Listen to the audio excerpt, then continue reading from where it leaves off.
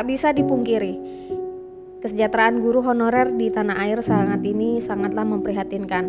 Pasalnya gaji honorer yang hanya 100.000 hingga 500.000 sebulan dianggap merupakan upah yang tidak manusiawi sebagai seorang pengajar generasi penerus bangsa.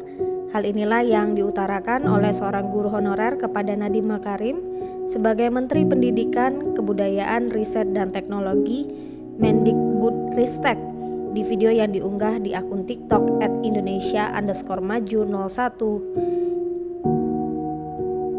Guru tersebut tampak menangis terisak-isak saat Nadiem melakukan kunjungan ke sebuah sekolah.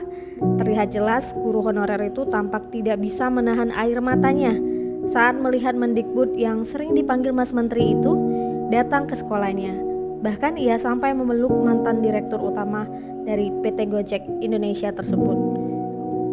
Sambil menangis, guru honorer yang memakai jilbab berwarna oranye itu curhat ke Mas Menteri perihal gajinya yang tidak manusiawi. Di video itu, sang guru juga menyebut bahwa dirinya dan rekannya hanya diberi upah 100.000 per bulan.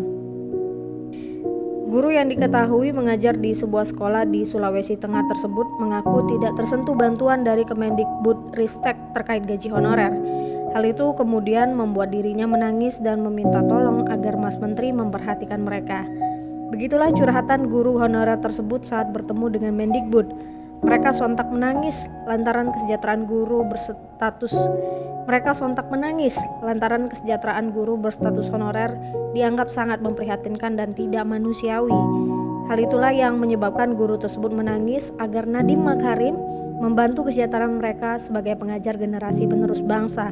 Apalagi kebanyakan upah guru honorer di Indonesia saat ini dinilai tidak kunjung dan tidak diperhatikan oleh pemerintah.